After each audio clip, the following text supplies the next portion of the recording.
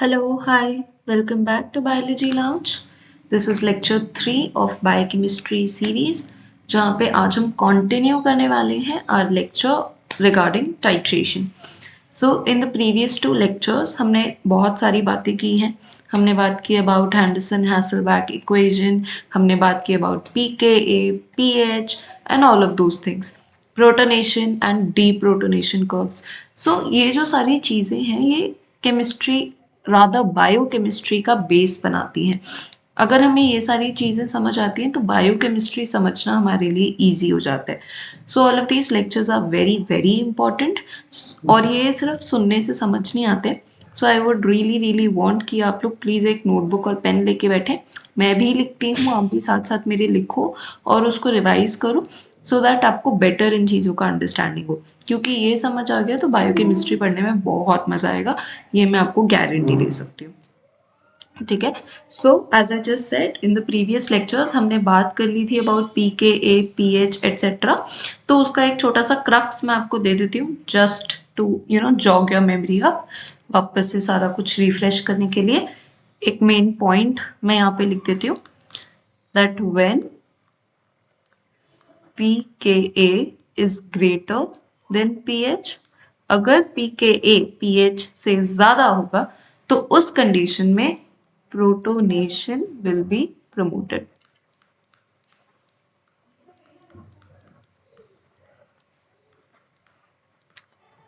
ये कहाँ से आया, कैसे आया, ये हम पढ़ चुके हैं ऑलरेडी, लेकिन आपको ये वाला लेक्चर समझने के लिए ये चीज़ याद रखना बहुत ज़रूरी है क्योंकि इसका बहुत मेजर रोल आने वाला है. ठीक है. Secondly when pKa is smaller than pH, अगर pH ज़्यादा है, pKa सल्यूट का कम है, तो उस कंडीशन में डीप्रोटोनेशन विल बी प्रमोटेड. उस कंडीशन में डीप्रोटोनेशन ज़्यादा होगी. यही हमने पढ़ा था. प्रोटोनेशन डीप्रोटोनेशन हमें पता ही है. D removal of protons, deprotonation. Protonation मतलब H प्लस आपके पास अभी है, आप प्रोटोनेटेड हो, right. So that is protonation and deprotonation. इसके अलावा हमने pKa की भी बात कर ली थी. हमने बोला था pKa सॉल्यूट की प्रॉपर्टी होती है एंड pKa हम कैसे बोल सकते हैं pKa किसका होता है, H प्लस एक्सचेंज सेंटर का होता है. और pKa मेजरली होता क्या है, pKa इज दैट pH जिसपे प्रोटॉन का एक्सचेंज होना शुरू हो जाता है, right. So that is pKa. ये सारी बात हम ऑलरेडी पढ़ चुके हैं. हमने ये भी पढ़ लिया था कि इन बायोलॉजी 2 pKa सेंटर होते हैं मेजरली, जिनके बारे में हम बात करते हैं. पहला कौन सा होता है, first one is the carboxylic centre जिसमें आपका COOH एंड COO माइनस होता है और इस सेंटर का pKa हमेशा 7 से कम होता है. ये सारी बात हम लास्ट लेक्चर में कर चुके हैं. This is just to jog your memory up. ठीक है. सेकेंड हमने देखा था अमाइनो सेंटर होता है, that is NH3 positive NH2 centre और इस सेंटर का pKa हमेशा 7 से ज़्यादा होता है. ये बात हम ऑलरेडी कर चुके हैं, राइट. तो आज हम देखने वाले हैं titration of amino acid. Let's come to the topic for today. Titration of amino acids क्या होता है, let me write that down for you. Titration, हम सबको पता है टाइट्रेशन क्या होता है, जब हम कोई एसिड या बेस डालते जाते हैं और उसका इफेक्ट देखते हैं, दैट इज टाइट्रेशन. तो टाइट्रेशन ऑफ अमाइनो एसिड में हम क्या देखते हैं, it illustrates the effect of pH on the structure of amino acid. मतलब हम क्या देखने वाले हैं कि कैसे pH के चेंज होने से अमाइनो एसिड का स्ट्रक्चर चेंज होता है और उसी चेंज को हम इन the form of a graph भी रिप्रेजेंट करेंगे, विच is the titration curve. Right. तो टाइट्रेशन में हम क्या देखेंगे कि कैसे जैसे जैसे पीएच चेंज होता है उसका अमाइनो एसिड के स्ट्रक्चर पे क्या इफेक्ट होता है, राइट। तो क्योंकि हमने अभी अमाइनो एसिड नहीं पढ़ा है, वैसे ये टॉपिक हम अमाइनो एसिड पढ़ने के बाद भी पढ़ सकते थे, बट क्योंकि हमने अभी ताज़ा ताज़ा पीएच पीके और ये सारे कॉन्सेप्ट्स पढ़े हैं तो मुझे लगा कि अभी ये कराने का सही टाइम है, राइट। लेकिन क्योंकि हमने अमाइनो एसिड नहीं पढ़ा है तो जितना ज़रूरी है जानना इस टॉपिक के लिए वो मैं आपको साथ साथ बता दूंगी। उसके बाद जब हम अमाइनो एसिड्स लेंगे तो हम डिटेल में उसको एनीवे पढ़ेंगे, ठीक है। तो क्योंकि मैंने बोला स्ट्रक्चर ऑफ अमाइनो एसिड, तो हम एक general structure of amino acid देख लेते हैं।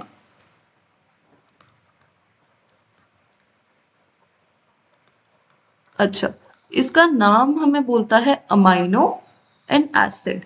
ये दो बहुत ही कंट्रास्टिंग चीजें हैं क्योंकि अमाइनो इज NH2 से related, acid is acid, right. तो ये दोनों बिल्कुल ही ऑपोजिट चीजें हैं।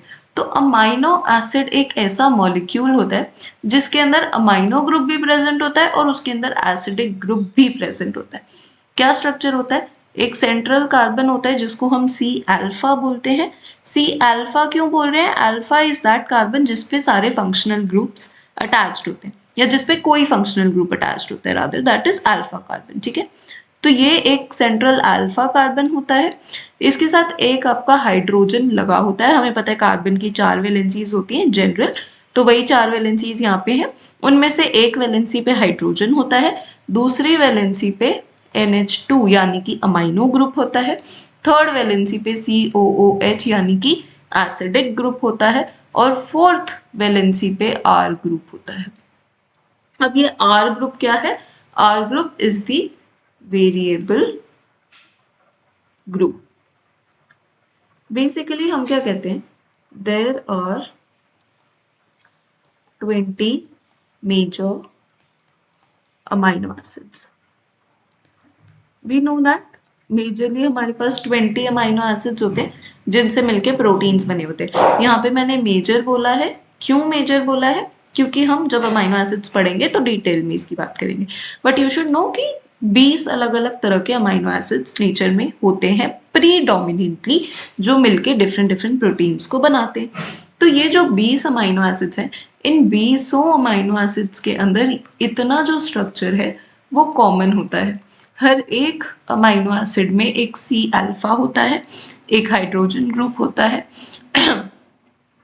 एक अमाइनो ग्रुप होता है, और एक COOH होता ही होता है। तो ये जो 20 अमाइनो एसिड्स हैं डिफरेंट डिफरेंट, वो अलग क्यों हो रहे हैं? Because of this R group. This R group is the one जो इन सारे अमाइनो एसिड्स को एक दूसरे से अलग बनाता है, और इसीलिए हमारे पास 20 अलग अलग अमाइनो एसिड्स प्रेजेंट है, ठीक है। So with that I hope कि बेसिक अमाइनो एसिड का स्ट्रक्चर, एक जनरल स्ट्रक्चर हमें समझ आ गया होगा। So now we are ready to go into the real topic which is titration of amino acids, ठीक है। तो सबसे पहले हम स्टार्ट करने वाले हैं with titration of amino acids containing non-ionizable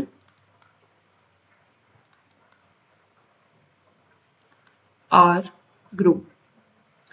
R group तो मैंने अभी आपको बता दिया क्या होता है। R ग्रुप हम सबको पता लग गया। अब ये नॉन आयनाइजेबल क्या है देख लेते हैं। आयनाइजेबल क्या होता है? आयनाइजेबल इज एनी ग्रुप जिसमें प्रोटोनेशन और डीप्रोटोनेशन हो सकता है, which can undergo protonation and deprotonation. कोई भी ऐसा ग्रुप जो डीप्रोटोनेशन और प्रोटोनेशन कर सकता है, ऐसे ग्रुप को हम आयनाइजेबल ग्रुप बोलते हैं। तो नॉन आयनाइजेबल कौन सा हो जाएगा? सिंपल सी बात है, non ionizable will be a group which can not undergo protonation and deprotonation. जो प्रोटोनेशन और डीप्रोटोनेशन नहीं कर सकता, ऐसे ग्रुप को हम बोल रहे हैं नॉन आयनाइजेबल। ठीक है, तो हम जो सबसे पहले टाइट्रेशन पढ़ने वाले हैं वो हम कौन से ग्रुप्स की पढ़ने वाले हैं? ऐसे अमाइनो एसिड्स की जो जिनका जो R ग्रुप है दैट इज नॉन आयनाइजेबल, मतलब जिनका जो R ग्रुप है उसके अंदर कोई भी आयनाइजेबल ग्रुप प्रेजेंट नहीं है। R ग्रुप प्रोटोनेशन डीप्रोटोनेशन में पार्टिसिपेट नहीं करेगा। ऐसे कौन से अमाइनो एसिड्स होते हैं?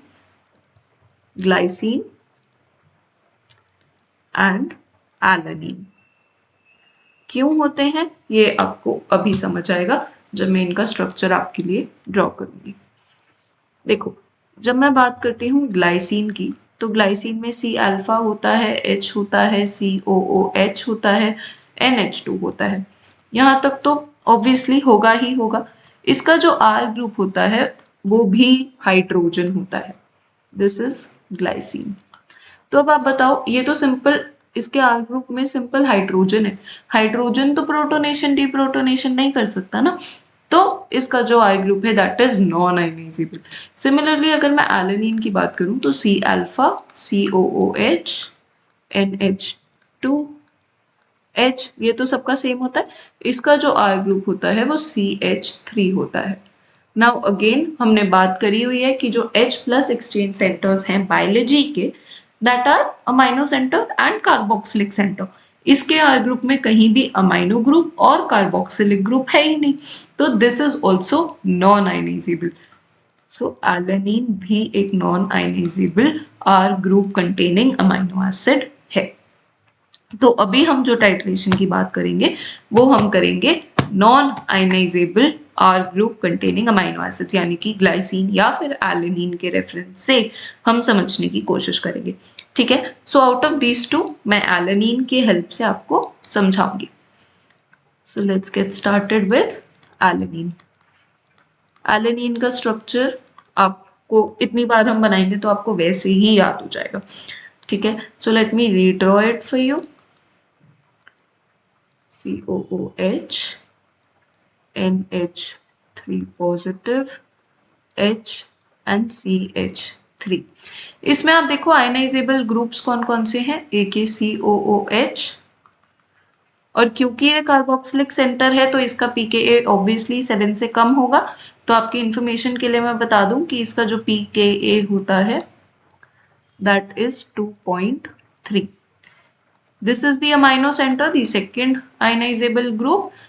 क्योंकि अमाइनो सेंटर है इसका pKa 7 से ज्यादा होगा एंड इसका pKa होता है 9.7। ठीक है, अब हमें क्या बात करनी है कि कैसे pH के चेंज होने से इसके स्ट्रक्चर पे डिफरेंसेस आएंगे, that is titration, right. So let's get started. सबसे पहले हम क्या कर रहे हैं एट लो pH। सबसे पहले हम उस pH की बात कर रहे हैं जो कि बहुत कम है।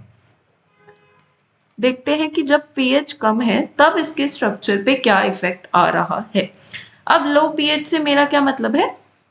That the pH is less than 2, 2 से भी कम आपकी pH है। तो अब हम देखते हैं कि इस pH का हमारे इस एलानिन के स्ट्रक्चर पे क्या इफेक्ट होने वाला है। तो ऑब्वियसली प्रोटोनेशन डीप्रोटोनेशन यही करवा सकता है pH, अलावा तो क्या ही करवाएगा, है ना। और प्रोटोनेशन डीप्रोटोनेशन किस पे हो सकता है? या तो अमाइनो सेंटर पे होगा या फिर कार्बोक्सिलिक सेंटर पे होगा। तो हम इन दोनों पे इसका इफेक्ट देखते हैं और फिर उसको मिला के स्ट्रक्चर बनाएंगे। ठीक है, तो सबसे पहले हम देख लेते हैं एट कार्बोक्सिलिक सेंटर।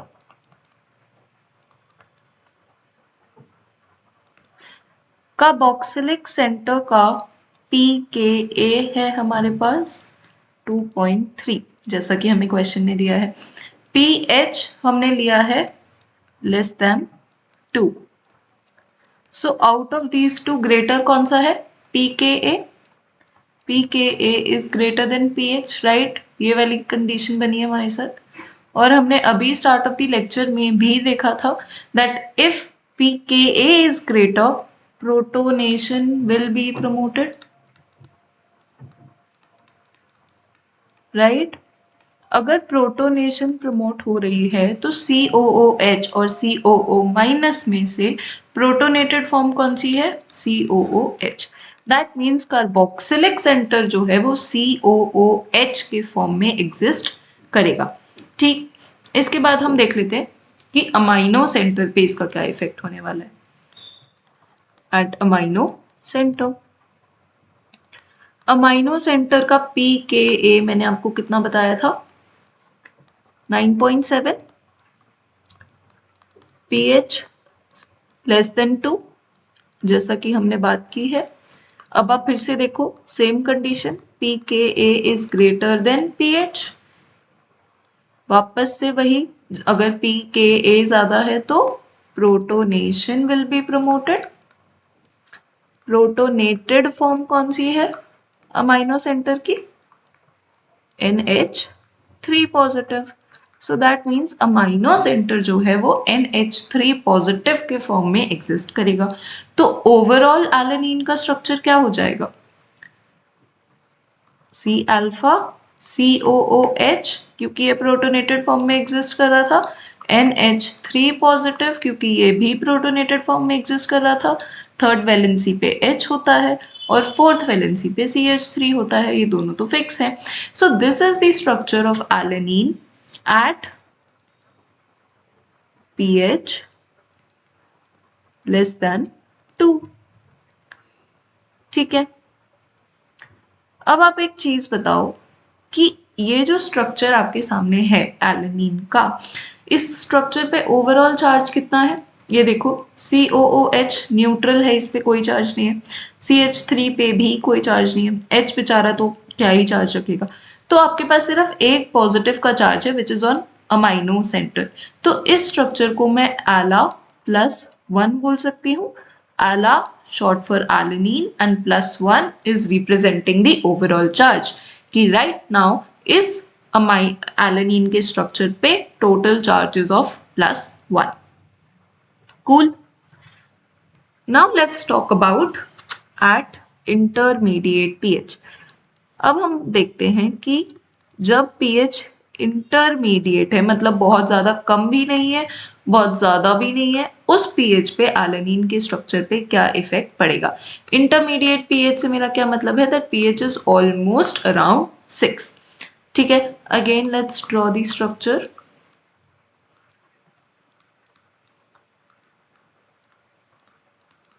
ये हमारा एलेनिन का स्ट्रक्चर है जनरल। अब हम देखते हैं कि pH 6 पे इस स्ट्रक्चर का क्या हाल होने वाला है। हमें पता होना चाहिए कि ये जो कार्बोक्सिलिक सेंटर है इसका pKa होता है 2.3 और ये जो NH3 पॉजिटिव सेंटर है इसका pKa होता है 9.7। ठीक है, अब हम देखते हैं क्या इफेक्ट होता है at pH which is intermediate that is around 6। ठीक है, तो सबसे पहले हम देखते हैं कार्बोक्सिलिक सेंटर का क्या हाल है। Again we'll do the very same thing। Carboxylic centre का pKa है 2.3, pH is somewhere around 6, that means pH is greater than pKa। pH ज्यादा है और हमें पता है अगर pH pKa से ज्यादा होता है तो डीप्रोटोनेशन होता है, तो deprotonated form will be present more, right. और डीप्रोटोनेटेड फॉर्म कार्बोक्सिलिक सेंटर की कौन सी होती है, COO-, मतलब कार्बोक्सिलिक सेंटर जो है वो COO- के फॉर्म में एग्जिस्ट करेगा। Now let's look at the amino centre. Amino centre का pKa हमने देखा है 9.7 है, pKa is 9.7 whereas the pH that we have taken is around 6। यहाँ पे कंडीशन बन रही है that pKa is still greater than pH। pKa pH से ज्यादा है, that means still the protonated form will dominate। अभी भी प्रोटोनेटेड फॉर्म ज्यादा होगी और प्रोटोनेटेड फॉर्म अगर मैं बोल रही हूँ तो I mean NH3 positive, right. तो हमें पता चल गया कि कार्बोक्सिलिक सेंटर कौन सी फॉर्म में एग्जिस्ट करेगा और अमाइनो सेंटर कौन से फॉर्म में एग्जिस्ट करेगा। तो अब इन दोनों को यूज करके हम इसका कंबाइंड स्ट्रक्चर बना देते हैं, किसका, एलेनिन का at intermediate pH। So let's draw the structure. C alpha होगा, सी अल्फा की एक वैलेंसी पे H होगा, एक वैलेंसी पे CH3 होगा, ये तो फिक्स है। हम बात कर लेते हैं अमाइनो सेंटर NH3 पॉजिटिव की फॉर्म में एग्जिस्ट करेगा, तो NH3 पॉजिटिव लिख देते हैं। और कार्बोक्सिलिक सेंटर हमने देखा है COO माइनस की फॉर्म में एग्जिस्ट करेगा, तो इस पे हम COO माइनस लिख देते हैं। So this will be the structure of alanine eight intermediate pH। Now if you look at this structure, तो आप ये देखो कि इस स्ट्रक्चर पे ओवर COOH नहीं, COH नहीं, COO माइनस, इस स्ट्रक्चर पे ओवरऑल चार्ज कितना होगा? Let's try and look at the overall charge at this structure. आप देखो इस पे एक नेगेटिव चार्ज है और एक पॉजिटिव चार्ज है, CH3 एंड H पे कोई चार्ज नहीं है, तो इसका ओवरऑल चार्ज तो जीरो हो गया ना, नेट चार्ज जीरो हो गया, एक पॉजिटिव है एक नेगेटिव है, तो नेट चार्ज बिकम्स जीरो। तो इस स्ट्रक्चर को मैं एला जीरो लिख सकती हूँ, Ala short for alanine and zero is that it has no charge. तो आप देख रहे हो कि जब हमने लो pH वाले एलेनीन की बात की थी, तो हमने उसके स्ट्रक्चर पे क्या देखा था, that it was, where was the slide, हाँ, that it was existing as +1, उसके पास एक चार्ज था +1।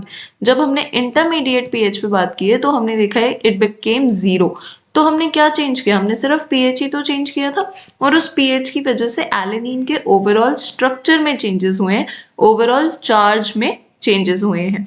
तो this is what titration is going to tell us about, कि कैसे आप pH चेंज कर रहे हो, उसकी वजह से स्ट्रक्चर में चेंजेस आ रहे हैं। अभी इन्हीं सारी चीजों को हम एक ग्राफ में भी प्लॉट करेंगे, जिसके बाद चीजें और क्लियर होंगी।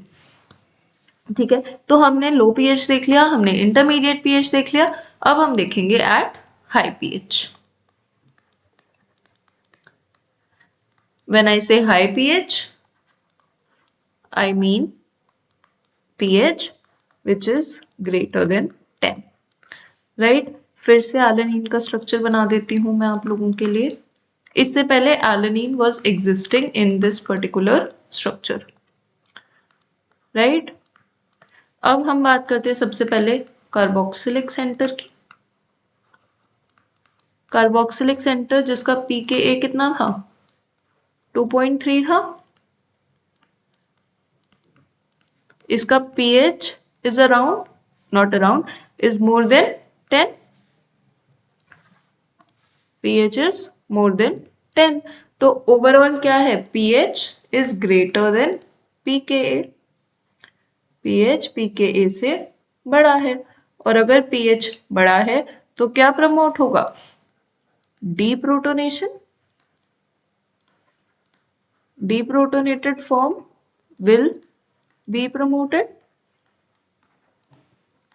और अगर मैं डीप्रोटोनेटेड फॉर्म बोल रही हूँ कार्बोक्सिलिक सेंटर की, तो मेरा मतलब क्या है कि COO minus will dominate. Again let's talk about amino centre. Amino centre का pKa मुझे पता है 9.7, pH is greater than 10, overall pH is greater than pKa। Again pH बड़ा है, डीप्रोटोनेशन होगी, डीप्रोटोनेशन होगी तो NH2 फॉर्म विल डोमिनेट, क्योंकि इसकी डीप्रोटोनेटेड फॉर्म कौन सी होती है, NH2। इसका हम ओवरऑल स्ट्रक्चर जब बनाएंगे तो वो कैसे बनाएंगे, C अल्फा, एक H होगा, NH2 होगा क्योंकि डीप्रोटोनेटेड है, कार्बोक्सिलिक भी डीप्रोटोनेटेड है मतलब COO माइनस, और R ग्रुप तो CH3 फिक्स होता है। This is the structure of alanine at high pH। अब आप इस स्ट्रक्चर का चार्ज देखो, इस स्ट्रक्चर पे ओवरऑल चार्ज कितना दिख रहा है, -1, क्योंकि NH2 इज न्यूट्रल, इसके पास कोई चार्ज नहीं है, CH3 के पास भी कोई चार्ज नहीं है, H के पास भी कोई चार्ज नहीं है, एक चार्ज है COO माइनस। तो मैं ये बोल सकती हूँ that this is existing as Ala -1। So you see how the different structures, how the different pH is affecting the structures of alanine. तो अगर मैं एक ओवरऑल ग्राफ बनाने की कोशिश करूं तो मैं कैसे बना सकती हूँ? Let me take a slide. या अगर मैं एक ओवरऑल ग्राफ ओवरऑल एक फ्लो चार्ट बनाने की कोशिश करूं तो मैं उसको ऐसे बनाऊंगी। Let's start with low pH, very light colour. Low pH पे हमें पता है alanine was existing in the form of Ala plus 1। हमने देखा था ये सी अल्फा है, ये एच है, दोनों ही फॉर्म्स, सॉरी नॉट दोनों फॉर्म्स, दोनों ही फॉर्म्स वर एग्जिस्टिंग एज प्रोटोनेटेड फॉर्म्स। दोनों प्रोटोनेटेड थे at low pH, that means when pH was less than 2। दोनों फॉर्म्स प्रोटोनेटेड थे, दोनों के पास H था, NH3 पॉजिटिव था, COOH था। सो दिस वाज एला प्लस 1, राइट। इसके बाद हमने क्या किया, हमने थोड़ा सा बेस डाला और पीएच को हमने कर दिया 2.3। सो नो सॉरी, व्हेन पहला pK1 which was 2.3, तो यहाँ पे इंटरमीडिएट pH पे which was pH around 6, हमारा स्ट्रक्चर क्या हो गया था, एला 0। मतलब ये C अल्फा है, ये COO माइनस हो गया था क्योंकि ये डीप्रोटोनेट हो गया था। यहाँ पे ये NH3 पॉजिटिव ही रहा था and this became CH3, right. क्यों? क्योंकि PK1 क्रॉस हो चुका है, COOH कार्बोक्सिलिक सेंटर का PK क्रॉस हो चुका है, उसके बाद वहां पे डीप्रोटोनेशन शुरू हो चुकी है, लेकिन अमीनो सेंटर पे अभी तक डीप्रोटोनेशन शुरू नहीं हुई, इसीलिए एला 0 की फॉर्म में एग्जिस्ट कर रहा था। उसके बाद इसने PK2 भी क्रॉस कर लिया which was 9.7। So at very high pH, जब पीएच बहुत ज्यादा थी, मतलब पीएच वॉज मोर देन 10, उसमें एला -1 में एग्जिस्ट कर रहा था। मतलब ये आपका C अल्फा है, यहाँ पे COO माइनस, क्योंकि obviously pH is greater than COO minus का pKa, तो वो डीप्रोटोनेटेड रहेगा। अमाइनो भी अब डीप्रोटोनेट हो गया है क्योंकि उसका पीके भी क्रॉस हो गया है, ये H है और ये तो CH3 ही है। So that is how the changes are occurring in the structure of alanine जैसे जैसे pH इंक्रीज हो रहा है। सबसे पहले कार्बोक्सिलिक सेंटर का pKa क्रॉस हुआ तो वो डीप्रोटोनेटेड फॉर्म में एग्जिस्ट करना शुरू हो गया। उसके बाद अमाइनो सेंटर का pKa क्रॉस हुआ और वो भी डीप्रोटोनेटेड फॉर्म में एग्जिस्ट करना स्टार्ट हो गया। I hope it's so good so far. अब हम इसी चीज को ग्राफ के फॉर्म में, टाइट्रेशन कर्व के फॉर्म में रिप्रेजेंट करने की कोशिश करते हैं। Now this is something which is a little tricky, so I would want कि आपकी पूरी पूरी अटेंशन यहाँ पर रहे, ठीक है। तो थोड़ा सा ध्यान से देखने की कोशिश करेंगे।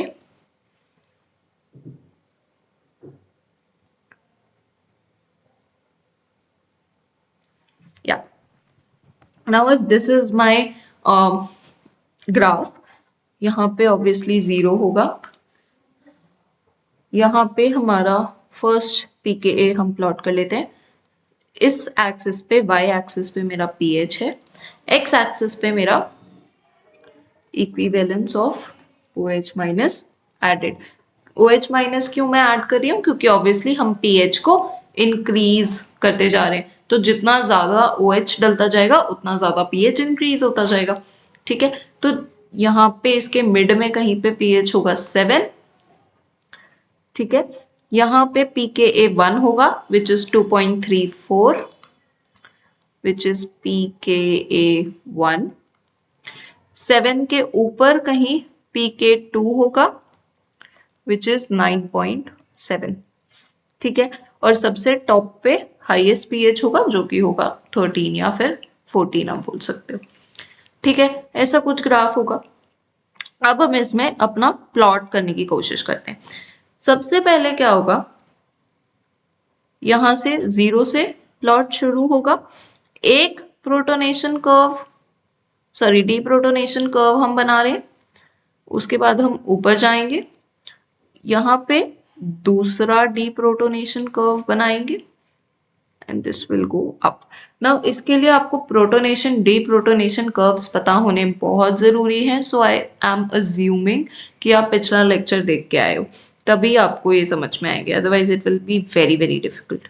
ओके, अब ये जो ग्राफ मैंने आपके सामने प्लॉट किया है, इसको समझने की कोशिश करते हैं। मैंने आपको जब प्रोटोनेशन डीप्रोटोनेशन कर्व पढ़ाया था तो मैंने आपको एक चीज बोली थी, that the centre of the plateau is always the pKa। तो ये एक प्लेट्यू है जिसका सेंटर एक pKa होगा और pKa 2.34 है, मतलब this is the carboxylic centre का pKa। ऑब्वियसली दो कर्व्स होंगे, एक कार्बोक्सिलिक सेंटर का pKa होगा और एक अमाइनो सेंटर का pKa होगा। सो दिस इज कार्बोक्सिलिक सेंटर का pKa and this is amino centre का pKa। जो नॉन आयनाइजेबल वाले अमाइनो एसिड्स हैं उनके टाइट्रेशन कर्व में दो ही प्लेट्यूज आएंगे, एक कार्बोक्सिलिक सेंटर का आएगा और एक अमाइनो सेंटर का आएगा। जो अमाइनो सेंटर का pKa है वो 7 से ज्यादा है तो उसका प्लेट्यू भी 7 से ज्यादा होगा। कार्बोक्सिलिक सेंटर का प्लेट्यू 7 से कम होगा क्योंकि उसका pKa भी 7 से कम होता है। यहां तक तो हमें सब कुछ पता है, राइट।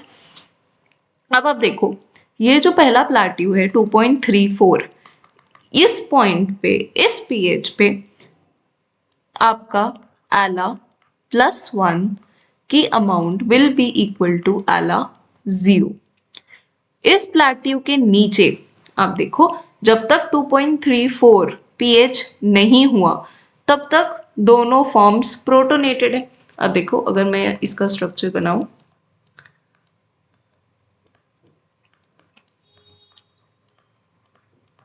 जब पीएच 2 है, 2 पॉइंट, अब चलो मैंने लिखवाया ही होगा, देखो at low pH carboxylic centre COOH के फॉर्म में है और आपका जो अमाइनो सेंटर है वो NH3 पॉजिटिव के फॉर्म में है। मतलब ओवरऑल जो चार्ज होगा वो पॉजिटिव होगा। कहां पर? Anywhere below this plateau. यहाँ पे आप कहीं भी देखोगे इस पूरे प्लेट्यू में, यहाँ तक आपका जो प्रीडोमिनेंट स्पीशीज होगी वो एला +1 होगी, राइट। लेकिन जैसे ही ये पॉइंट 2.34 पीएच अचीव होगा तो इसका pKa आ गया, किसका? कार्बोक्सिलिक ग्रुप का। तो कार्बोक्सिलिक ग्रुप ने अब डीप्रोटोनेट होना शुरू कर दिया। जैसे ही डीप्रोटोनेट होगा तो ये COH की जगह COO- बनने लग जाएगा। COO- बनेगा तो आला 0 बनने लग जाएगा। तो जैसे ही इसका प्लेट्यू pKa अचीव हो गया, यहाँ पे आला +1 और आला 0 बराबर हो जाएंगे। आधे ऐसे होंगे जो डीप्रोटोनेट हो चुके होंगे और आधे ऐसे होंगे जो अभी डीप्रोटोनेट नहीं हुए होंगे, ठीक है। इस वाले प्लेट्यू की बात करते हैं। जब हमारा सेकंड, देखो इस प्लेट्यू के आने तक हमारा सारा COO जो सेंटर है वो COO- में जा चुका है। ऑब्वियसली उसका pKa 2.34 है, हम 9.7 की बात करें, all of the carboxylic centre is deprotonated, इतना तो पक्का है। तो जो COO वाला सेंटर है वो COO- की फॉर्म में एग्जिस्ट कर रहा है। 9.7 आते ही अमाइनो सेंटर जो है वो डीप्रोटोनेट होना शुरू हो गया, तो NH2 की फॉर्म में आने लग गया, ये प्लस का साइन हट जाएगा। तो या तो वो एग्जिस्ट करेगा इन द फॉर्म ऑफ आला 0 या वो एग्जिस्ट करेगा इन the form of Ala -1 at this point.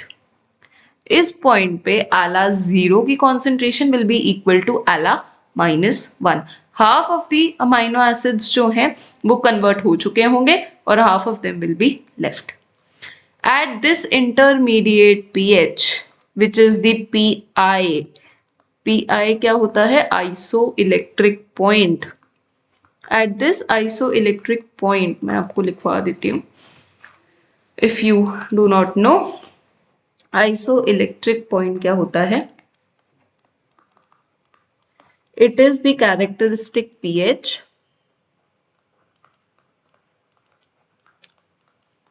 at which the net charge on the amino acid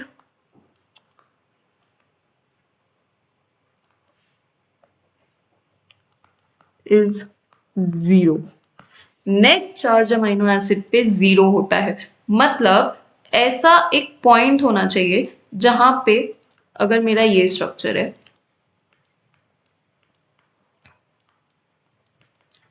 if this is my structure जिसकी मैं बात कर रही हूँ एलेनिन, तो एक ऐसा पीएच होना चाहिए जिस पीएच पे ये पूरा कार्बोक्सिलिक ग्रुप डीप्रोटोनेटेड हो और ये पूरा अमाइनो ग्रुप प्रोटोनेटेड हो, तभी एला 0 बनेगा। This will be the isoelectric point. Isoelectric point के नीचे क्या होगा, थोड़ा थोड़ा +1 बचा होगा, कुछ कुछ ऐसा COO होगा जो अभी भी COOH के फॉर्म में एग्जिस्ट कर रहा होगा, तो NH3 positive will give +1 charge, but at isoelectric point overall charge 0 हो जाएगा। Isoelectric point will be that point जहां पे सारा का सारा carboxylic centre has changed into COO-। You understand the difference? pKa वो पॉइंट है जिसके बाद एक्सचेंज होना शुरू हो गया, आइसोइलेक्ट्रिक पॉइंट वो पॉइंट है जहां पे एक्सचेंज पूरा हो गया, एक ग्रुप का दूसरे ग्रुप का शुरू नहीं हुआ, एक ग्रुप का खत्म हो गया, that is your isoelectric point. ठीक है, अब आइसोइलेक्ट्रिक पॉइंट से लेके जब तक pH 9.7 नहीं हो जाती तब तक एला 0 प्रीडोमिनेट करेगा। 9.7 होने के बाद अब इस वाले ग्रुप ने डीप्रोटोनेट होना शुरू कर दिया क्योंकि इसका pKa क्रॉस हो गया, so now -1 charge will start accumulating. So that is what I was trying to explain. ये जो intermediate pH है, इस isoelectric point पे क्या होगा, सारा COO माइनस में कन्वर्ट हो चुका होगा और NH3 is still like that. तो यहाँ पे पूरा एला 0 डोमिनेट करेगा, यहाँ पे क्या होगा, एला 0 is going to dominate. अब यहाँ क्या हुआ, एला 0 चल रहा था, यहाँ पे एला -1 आने लग गया, और अब देखो at this particular pH 13 pH पे जाके सारा का सारा एला -1 में कन्वर्ट हो जाएगा। अब कुछ नहीं बचा कन्वर्ट होने के लिए, क्योंकि इतना हाई pH है कि दोनों के pKa से ज्यादा है, तो सारा का सारा -1 में एग्जिस्ट करेगा। So this is the titration curve of amino acids having non ionizable R groups. सिर्फ 2 ही प्लेट्यूज होंगे, ये चीज आप याद रखिए, एक कार्बोक्सिलिक सेंटर का होगा, एक अमाइनो सेंटर का होगा। आइसोइलेक्ट्रिक पॉइंट क्या होता है, इट इज दैट पॉइंट जिसपे ओवरऑल पीएच या overall charge on the amino acid is 0, that is called the isoelectric point. मतलब one of the group CO- पूरा चेंज हो चुका है, NH3 अभी चेंज होना शुरू नहीं हुआ, इसीलिए चार्ज 0 है। I hope you understood that. अगर मैं आपको बोलूं कि किसी मॉलिक्यूल का PI आइसोइलेक्ट्रिक पॉइंट हम निकालते कैसे हैं, तो कुछ नहीं करते, pK1 plus pK2 upon 2। pK1 किसका होगा, pKa of carboxylic centre, pK2 क्या है, pKa ऑफ अमाइनो सेंटर। ठीक है, तो PI इस मॉलिक्यूल का कितना होगा, 2.34 plus 9.7 upon 2, which will come out to be 6. That means at this pH, when the pH is 6, ALA 0 के फॉर्म में एग्जिस्ट करेगा, ना तो +1 होगा ना तो -1 होगा। Overall charge on that particular molecule will have to be 0. That is the pH. I hope समझ आया होगा। सो that is the titration curve. फिर से बता देती हूँ, दिस इज pK1, यहाँ पे क्या होगा, इसके नीचे सब प्रोटोनेटेड है। क्यों प्रोटोनेटेड है ये मैं बहुत अच्छे से समझा चुकी हूँ अभी इन डिटेल, हमने एक एक सेंटर की बात की है। तो यहाँ पे एला 1 की फॉर्म में एग्जिस्ट कर रहा है। आफ्टर 2.34 आपका जब मैंने इंटरमीडिएट वाला केस पढ़ा है वो शुरू हो गया कि इंटरमीडिएट पीएच होना शुरू हो गया है, तो यहाँ पे COOH जो है वो डीप्रोटोनेट होने लग गया है, तो जो और NH3 पॉजिटिव तो वैसे के वैसा है, उसका pK अभी अचीव नहीं हुआ, तो दोनों ने कैंसिल करके एला 0 बनाना शुरू कर दिया। दिस इज अराउंड pH 6, इसको हम यहाँ पे 6 कर देते हैं क्योंकि मैंने ग्राफ ऐसा बना दिया, ठीक है। तो pH 6 के अराउंड 0 में एग्जिस्ट करना शुरू कर दिया, और जब 9.7 अचीव होगा तो NH3 पॉजिटिव भी डीप्रोटोनेट हो जाएगा, NH2 के फॉर्म में एग्जिस्ट करेगा, तो ओवरऑल चार्ज COO माइनस की वजह से -1 हो जाएगा। एट वेरी हाई pH से 13 सारा डीप्रोटोनेशन हो चुका है, तो पूरा का पूरा वो -1 की फॉर्म में ही एग्जिस्ट करेगा। This is the titration curve for amino acids having non-ionizable R groups. ये भी मैं आपको समझा चुकी हूँ कि PI क्या होता है। PI और isoelectric point of an amino acid is that point जहाँ पे the overall charge on the amino acid comes out to be 0. इसको हम और डिटेल में पढ़ेंगे जब हम amino acids पढ़ेंगे। इसके बाद we will study about the titration of amino acids which have ionizable R groups, मतलब जिनके R group में भी NH2 या फिर कार्बोक्सिलिक सेंटर होगा, तो उनका टाइट्रेशन कर्व कैसे बनेगा वो हम पढ़ेंगे in the next video.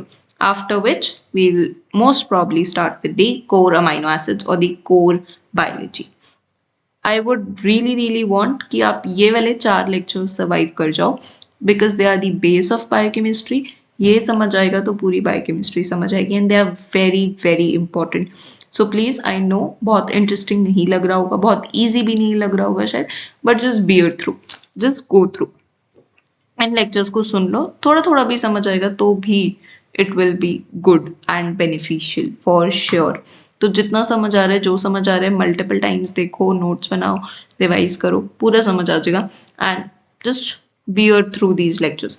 इसके बाद जब हम अमाइनो एसिड्स और कार्बोहाइड्रेट्स पढ़ेंगे तो life will be very easier, ठीक है। सो आई होप कि कुछ एटलीस्ट समझ में आ रहा होगा, and I will try my level best कि जो नहीं आ रहा वो भी समझ आए।